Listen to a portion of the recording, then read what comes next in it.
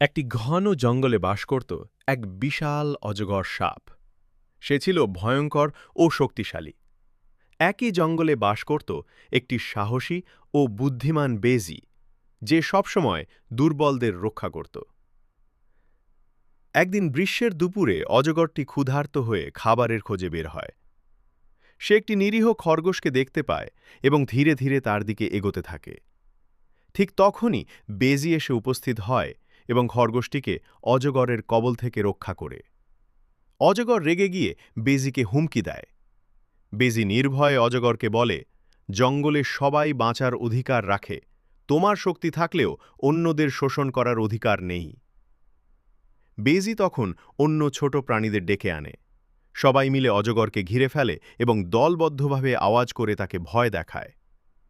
অজগর ভয় পেয়ে পিছু হটে এবং জঙ্গল ছেড়ে চলে যায়।